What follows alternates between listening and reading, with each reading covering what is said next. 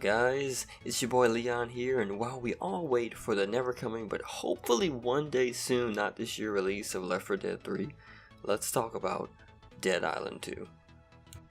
Now, as much as I hate to say it, we can all agree that Dead Island 2 is most likely going to be coming out before Left 4 Dead 3.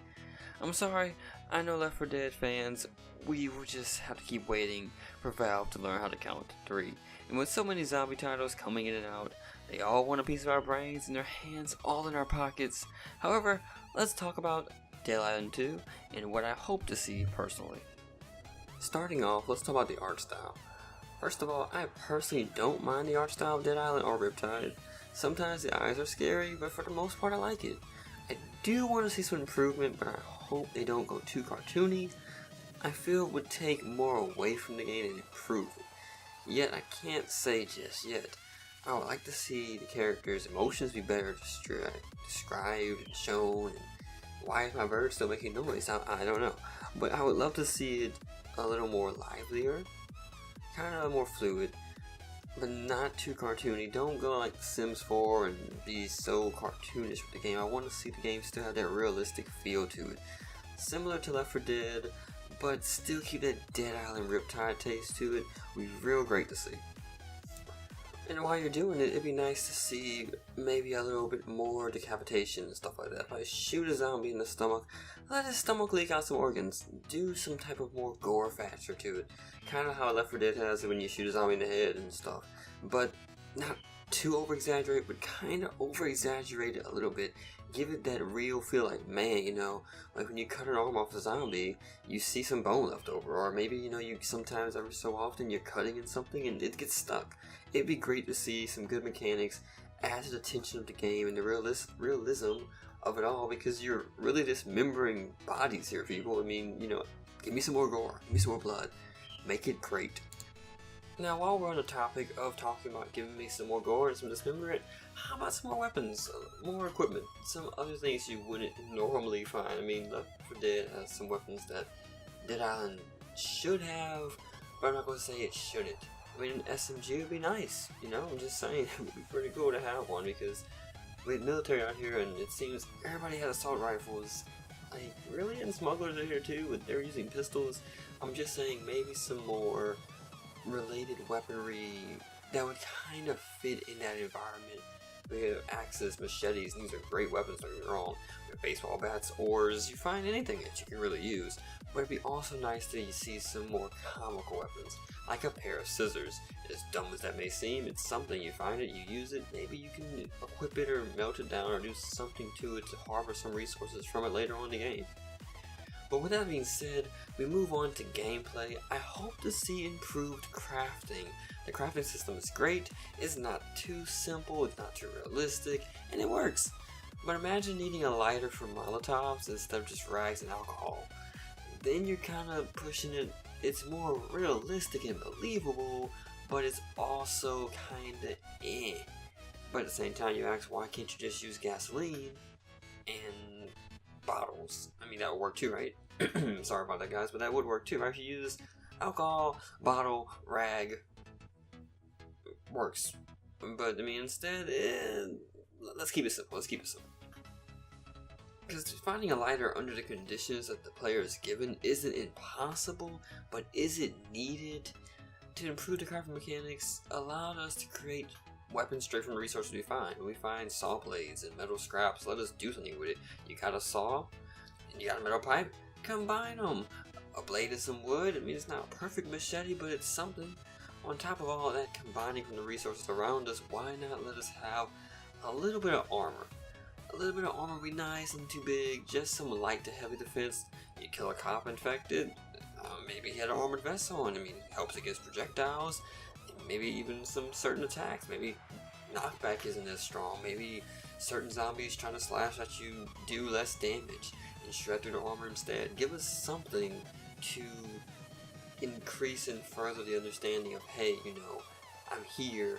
Because basically, Dead Island did a good job, and even Left 4 Dead, but you're still wearing everyday clothing. You're not really any more suited to fight them. And yeah, there'll be some penalties, of course. You're wearing some type of scrap old vest or some type of better gauntlets or shoe wear or something, or you have a backpack, you slow down, make it more realistic, keep that RPG ideology going, keep it moving, but also give us some debuffs and some increases. You know, you drink alcohol, you get a little dizzy, cool. But what about if I'm carrying max capacity of things? Can that slow me down? But then that kind of alters and messes up with the simplicity and the cartoony gameplay that we have, where you can hold, you know, 1,000,000 Molotovs, but you can only hold 16 or is it 18 weapons? It kind of pushes it, but it's understandable. Now, I'm not gonna lie, there's many possibilities. I can go on and on from here, and honestly, there's so many that I really would love to hear some of you guys. You know, so leave a comment below, tell me what you would like to see in the next big zombie game or something.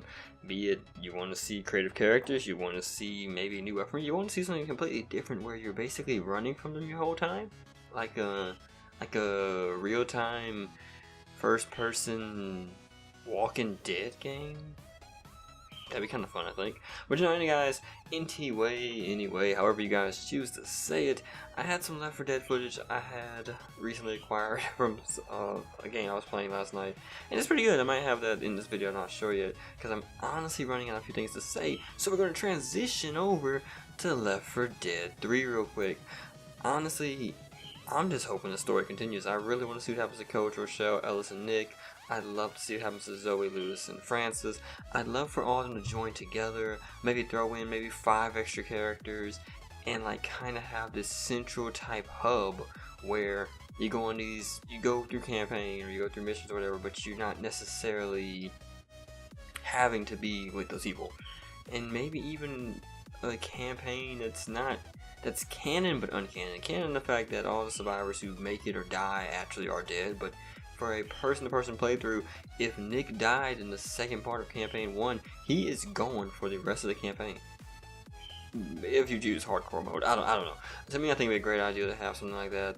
That way, you're really pushing it. You're really trying to get everybody alive. You know, you don't want to get to the finale and it's like, man, it's just you and Zoe. You know, that's it. No one else made it. But at the same time, if you have the central hub idea going on, you can definitely think about it as, oh, Coach didn't make it.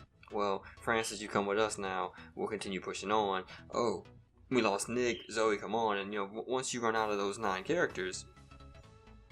Did I just fail at math? Once you run out of those 7 characters, you know, that's it. I mean, after that, you just go what you can. If you don't make it, you don't make it. I mean, or better yet, maybe put it that you actually have all 7... people on the screen at the same time. A 7-player multiplayer game sounds kind of strange, actually. 7's such an odd number.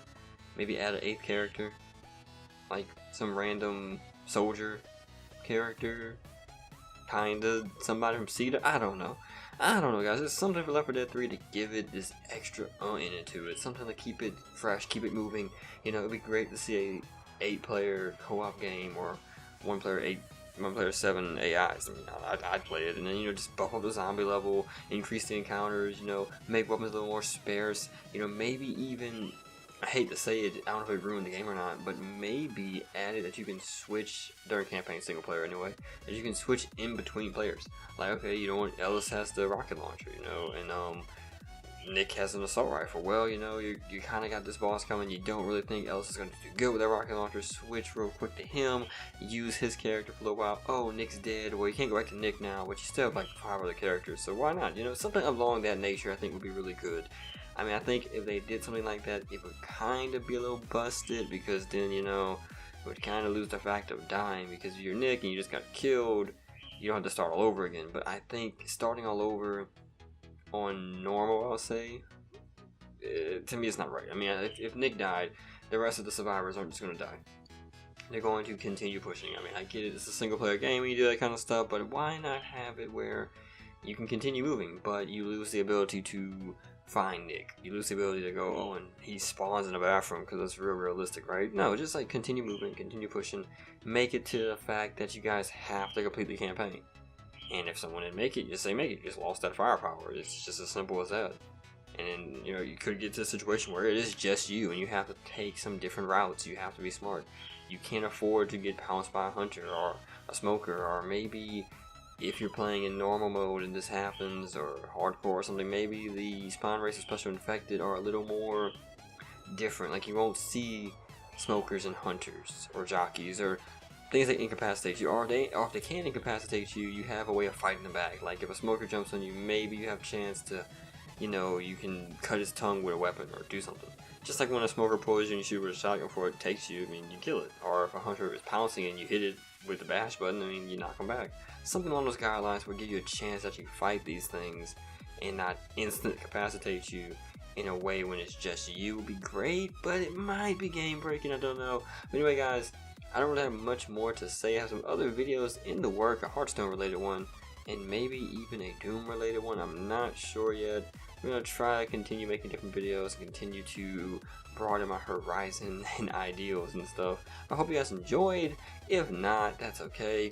The dislike button's not there. It's there. The dislike button's there. But if you did like it, leave a like, comment, subscribe is always nice too. Share it with friends. I'll try to do more videos and cover more topics as time goes on. And, hope you guys have a good day. God bless. I love you. And Leon out. Leon out. That sounds so dumb. We don't edit our audio. No, we just keep that stuff in. Yeah, we do that. Leon out.